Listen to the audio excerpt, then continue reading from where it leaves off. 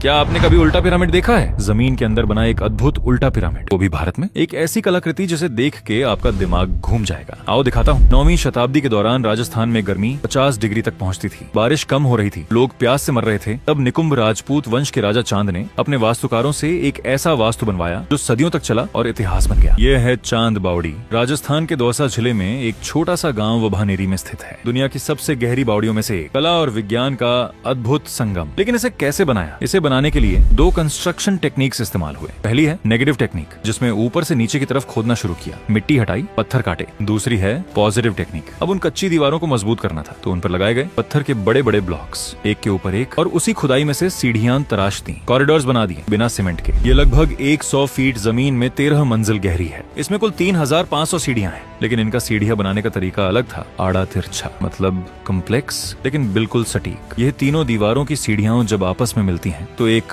Pattern बनता है, और वो पैटर्न है त्रिभुजों का एक जादुई जाल। अगर ध्यान से देखें तो यह पूरी बॉडी एक सिमेट्रिकल जियोमेट्रिक क्यूब है, हर तरफ से एक जैसी, बिल्कुल परफेक्ट। यही वजह है कि यह एक ऑप्टिकल इल्यूजन बनाता है, जैसे कोई अनंत भूल भुलैया हो। लेकिन ऐसा पैटर्न क्यों? जब सैकड़ों लोग एक साथ पानी लेने आते थे, तो नीचे जाने वाले अलग रास्ते से जाते थे, ऊपर आने वाले अलग रास्ते से आते थे। कोई भगदड़ नहीं। ये था 9वीं सदी का क्राउड मैनेजमेंट सिस्टम। अगर आप इसे ऊपर से देखो तो चौड़ा दिखता है, नीचे जाते जाते संकरा हो जाता है, मतलब बिल्कुल एक उल्टे पिरामिड जैसा। लेकिन सवाल यह है, ऐसा क्यों? इसके पीछे है प्योर साइंस। सोचिए, जब आप जमीन में इतनी गहरी और संकरी खुदाई करते हैं तो क्या होता है? नरम मिट्टी अंदर की तरफ धंसने लगती है, दीवारें टूटने का खतरा होता है। लेकिन उल्टे पिरामिड की शेप में दीवारों पर पड़ने वाला दबाव चारों तरफ इक्वली डिस्ट्रीब्यूट हो जाता है। जितना नीचे जाओ उतनी दीवारें एक दूसरे को सपोर्ट करती हैं। और सबसे गहरी बात करते हैं, इसमें ज्वालामुखी का छिद्र युक्त पत्थर का इस्तेमाल किया गया था, जिसे कहते हैं पोरस वोल्केनिक स्टोन। इस पत्थर में असंख्य छोटे छोटे छिद्र होते हैं। जमीन के नीचे जो ग्राउंड वाटर होता है, वो इन्हीं छिद्रों से रिस कर अपने आप बावड़ी में भरता था। यानी प्रकृति खुद पानी पहुंचाती थी, और यही पत्थर पानी को ठंडा भी रखता था, गर्मी बाहर रोकता था। और सबसे दिलचस्प बात, यहाँ की दीवारों और मंडपों में कई भगवान की मूर्तियां भी मिलती हैं। और बावड़ी के बगल में था हर्षत माता मंदिर, और चौथी दीवार पर सिर्फ राजमहल नहीं था, वहाँ था एक रंगमंच, खुला आंगन, जहाँ नृत्य होता था, नाटक होता था। पूनम की रात जब चांद की रोशनी इन 3500 सीढ़ियों पर पड़ती है, तो हर सीढ़ी